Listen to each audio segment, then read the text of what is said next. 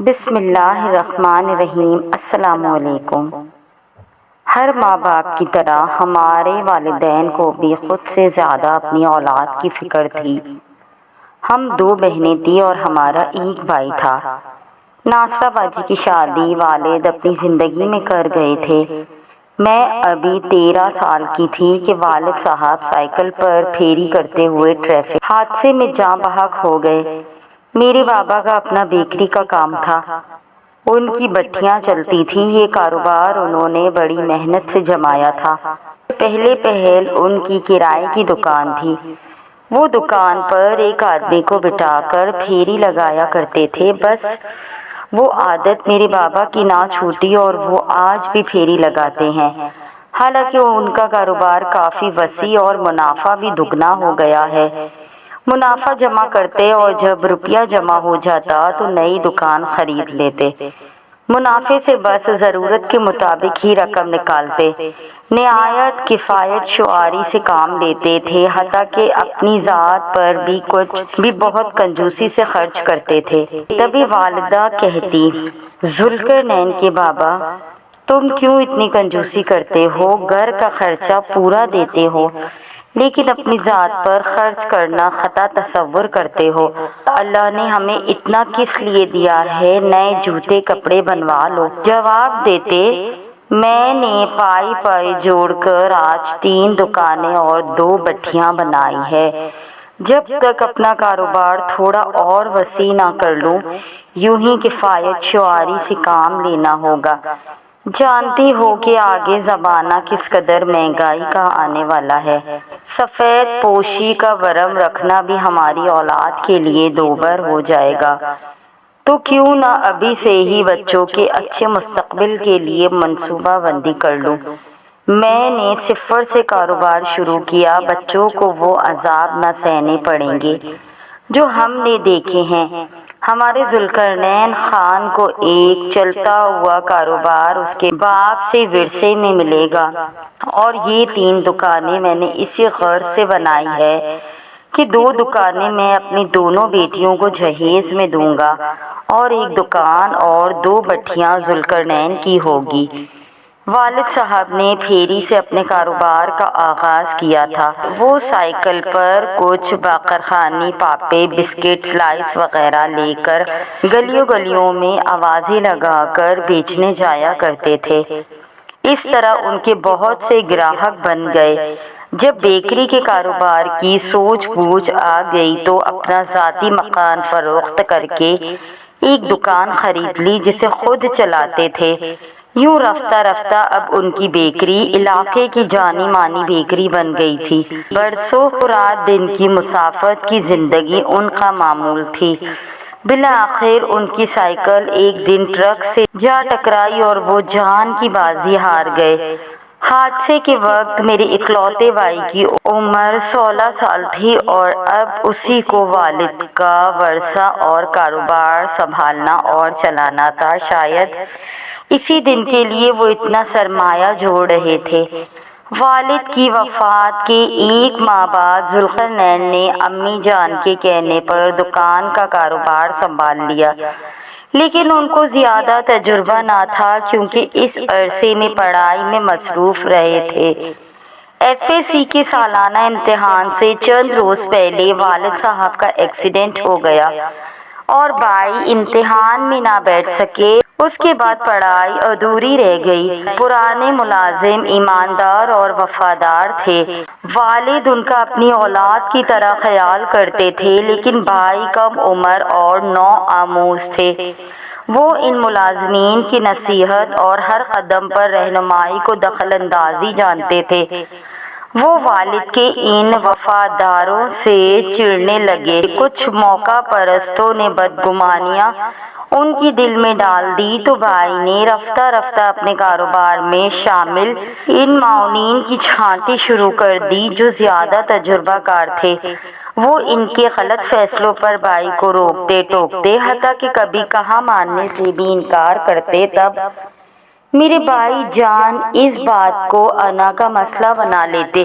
یوں ان وفاداروں نے بھی از خود ان کی ملازمت کو خیر آباد کہہ دیا اور بھائی نے ان کی جگہ نئے لوگوں کو بھرتی کر لیا جو موقع پرست، خوشامدی اور بے ایمان لوگوں کا ٹولہ تھا۔ ان کی آپس میں ملی بھگت تھی، وہ اندر اندر کاروبار کو نقصان پہنچا رہے تھے۔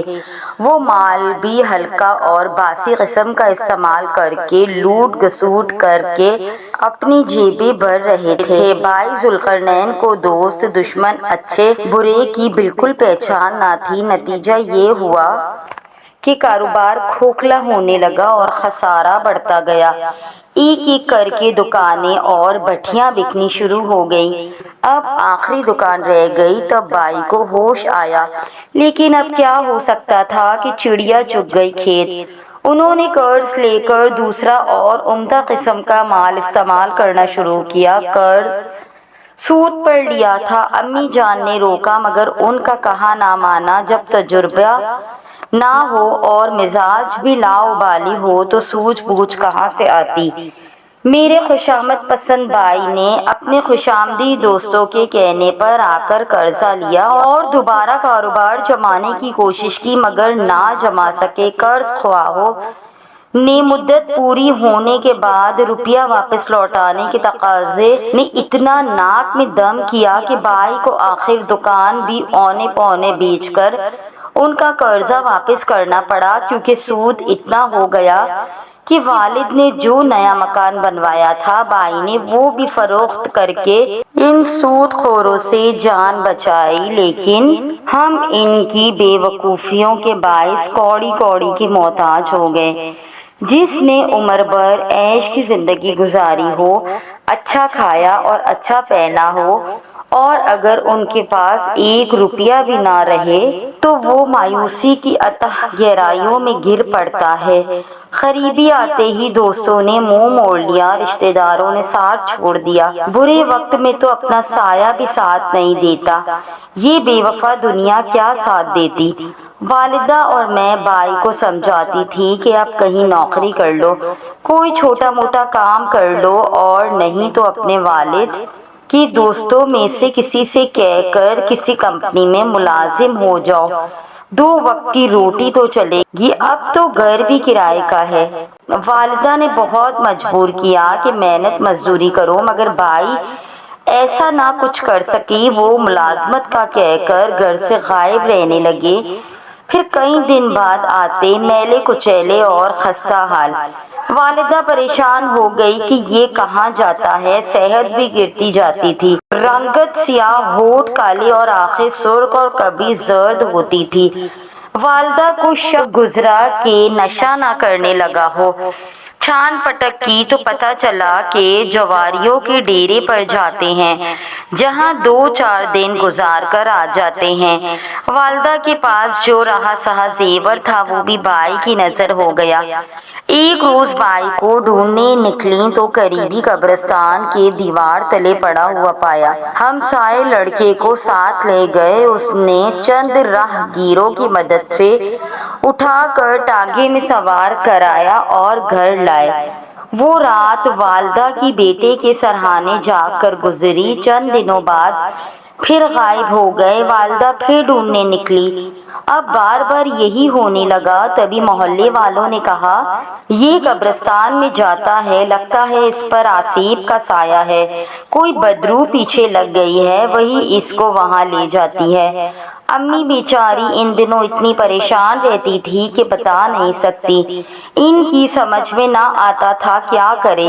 ایک تو گھر میں دال روٹی کے لالے پڑے تھے، اوپر سے بھائی کی بیماری نے پریشان کر دیا تھا۔ بغیر بتائے گھر سے چلے جانا اور پھر بدتر حالت میں لوٹنا، میلے کچیلے، مٹی سے بھرے گندے کپڑے اور نیم پاگل جیسا حال۔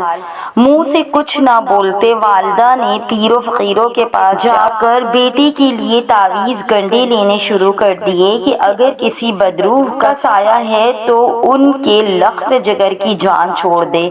ماں نے پیروں فقیروں کے چکروں میں پڑ کر میرا جہیز اونے پونے بیچ دیا۔ جو ابا ابا نے اپنی حیاتی میں بنایا تھا، لیکن بھائی نہ سنبھلا، اس کی حالت بد سے بدتر ہوتی گئی۔ وہ میلے کچیلے بیٹے کو نہلا دھلا کر صاف کپڑے پہناتی، جیب خرچ دیتی اور وعدہ لیتی کہ اب کہیں مت جانا۔ بھائی وعدہ کر لیتا جیب خرچ کے لیے، ماں کو قسم کھا کر یقین دلاتا اب جہاں جاؤں گا آپ کی اجازت سے جاؤں گا، لیکن پھر بغیر بتائے غائب ہو جاتا تو کوئی پڑوسی آ کر بتاتا کہ مزار پر پڑا ہے، برے حالوں میں ہے۔ گویا وہ اب ایک ایسی پھٹی تصویر کی مانند تھا کہ ماں ٹکڑے ٹکڑے جوڑ کر ہزار جتن سے اس دیرینہ تصویر کو ثابت کرنا چاہتی تھی، مگر نہ کر پائی۔ وہ ایک ٹوٹے ہوئے آئینے میں کیوں کر اپنی بدنصیب زندگی کا دلکش منظر تلاش کر سکتی تھی۔ میں سمجھاتی اماں اب اسے اس کے حال پر چھوڑ دیں، میری اور اپنی فکر کرے، گھر میں بیچنے کو اب بس فرنیچر ہی رہ گیا ہے۔ محلے کے لوگ یہی سمجھتے ہیں کہ اس پر سایہ ہے، لیکن یہ بات بعد میں معلوم ہوئی کہ یہ ساری مصیبت ہیروئن اور چرس بھرے سگریٹوں کی لائی ہوئی ہے۔ میری والدہ نے میری بڑی بہن کو بنتا سنائی۔ بڑے بہنوئی بھی بیکری کا کام کرتے تھے، انہوں نے کسی طرح رقم جوڑ کر امی کو شہر میں مکان خرید کر دے دیا، جو باجی ناصرہ کے نام پر لیا اور رہنے کو ہم ماں بیٹی کو دے دیا۔ امی بائی کو بھی ساتھ لے آئی، کیونکہ کرائے کے مکان میں اب ہم نہ رہ سکتے تھے اور وہ بیٹے کو گاؤں میں اکیلا نہ چھوڑ سکتی تھی۔ سوچا کہ سابقہ محلے سے دور ہو کر شاید نئی جگہ سدھر جائے گا۔ زندگی میں شادی کے وقت غربت ضرور دیکھی تھی، لیکن ایسے حالات نہ دیکھے تھے۔ والد ہر حال میں محنت مشقت کر کے گھر کا خرچہ پورا کر دیتے تھے، والدہ کے ذمے صرف بچوں کی پرورش تھی اور کسی فکر کا بوجھ ابو اپنی پیاری شریک حیات پر نہ ڈالتے تھے۔ سچ ہے، اولاد ہی سب سے پیاری چیز ہوتی ہے اور سب سے زیادہ دکھ بھی اولاد ہی والدین کو دیتی ہے اگر وہ صحیح راستے سے بھٹک جائے تو۔ امی بائی کے دکھ کی وجہ سے بیمار پڑ گئی تو اب ان کو میری فکر نے ستایا۔ میں 18 برس کی ہونے کو تھی، بہن نے رشتہ بھجوایا اور میری شادی ان کے دیور سے ہو گئی۔ میری شادی کا فریضہ ادا کرتے ہی والدہ چند دنوں میں جھٹ پٹ ہو گئی، جیسے بس ان کو یہی انتظار تھا کہ میں اپنے گھر کی ہو جاؤں تو وہ اللہ کو پیاری ہو جائے۔ نئی زندگی کا آغاز کرتے ہی والدہ کی جدائی کا صدمہ مل گیا۔ لال جوڑے کی خوشی آنسوؤں میں کھل گئی۔ شادی بہنوئی کے خالہ زاد سے ہوئی تھی، جو مجھ سے عمر میں 25 برس بڑے تھے۔ شکل و صورت بھی خاص نہیں تھی، لیکن ان باتوں کا رنج نہ تھا بلکہ سکون ملا کہ شکر میں اپنے گھر کی ہو گئی، ورنہ والدہ کے بعد کہاں جاتی۔ بائی کا تو حال کچھ پتہ نہ تھا، کہاں ہے، کس حال میں ہے۔ اللہ کا شکر ہے باجی کا دیور میرا شوہر اچھا ثابت ہوا، انہوں نے مجھے بہت خوش رکھا۔ شادی کو 4 سال گزرے تو میں 2 بچوں کی ماں بن گئی۔ میرے شوہر ایک پڑھے لکھے اور باشعور آدمی تھے، وہ ایک فیکٹری کے ایڈمن ڈپارٹمنٹ میں کام کرتے تھے۔ میرے شوہر نے میرا اور میرے بچوں کا ہر طرح سے خیال رکھا۔ گھر میں ہماری فیملی کے علاوہ میرے ساس سسر بھی تھے۔ میں سارا دن گھر کے کاموں میں مصروف رہتی اور میری ساس اور سسر میرے بچوں کو سنبھالتے تھے اور ان کے ساتھ کھیلا کرتے تھے۔ چونکہ میرے شوہر مجھ سے 25 برس بڑے تھے، اب وہ بیمار رہنے لگے تھے۔ وہ 45 سال کے تھے اور میری عمر ابھی 21 سال تھی۔ اپنے شوہر کی طبیعت کو گرتا ہوا دیکھ کر میں بہت پریشان ہو گئی۔ میں دن رات ان کی صحت کے لیے دعائیں کرتی، کیونکہ ان کے سوا میری زندگی میں کچھ نہ تھا، اور مجھے یہ بھی ڈر تھا کہ اگر اللہ نہ کرے ان کو کچھ ہو جائے گا تو میرے دونوں بچے بھی کہیں چرسی یا موالی نہ بن جائے، جس طرح میرے والد کے جانے کے بعد میرے بھائی کا حال ہوا تھا۔ میں دن رات اٹھتے بیٹھتے ان کی صحت کا خیال رکھتی، بھائی کا کوئی پتہ نہ تھا کہ وہ کہاں تھا۔ ناصرہ باجی بھی اللہ کا شکر ہے اپنے گھر میں خوش تھی۔ مجھے اس بات کا اندازہ ہو گیا تھا کہ اولاد کی پرورش کے لیے والد کا سراپا بہت ضروری ہے۔ ایک دن ہم کھانا کھا رہے تھے کہ اچانک ہمارے دروازے پر دستک ہوئی۔ میرے شوہر نے در کھولا تو سامنے ایک آدمی تھا۔ انہوں نے بتایا کہ ذوالقرنین کی بہن کے نام ایک پیغام ہے۔ ذوالقرنین فلاں ہاسپٹل میں حالت مرگ میں ہے۔ میرے شوہر اور بہنوئی فوراً ہی اس آدمی کے بتائے ہوئے پتے پر پہنچے۔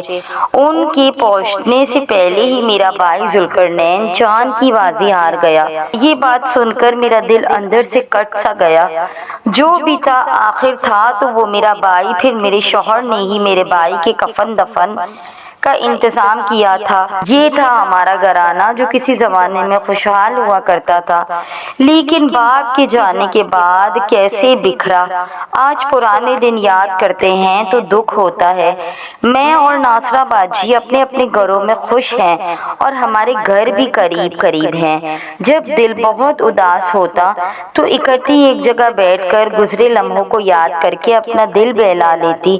اللہ تعالیٰ سے دعا ہے کہ اللہ تعالیٰ ذوالقرنین بھائی کے تمام گناہوں کو معاف کر دے کہ کیسے انہوں نے ہمارا ہنستا کھیلتا گھر برباد کیا اپنی حرکتوں اور کاوشوں سے۔ بابا کے جانے کے بعد وہ خود تو ڈوبے اور ہمیں بھی لے ڈوبے۔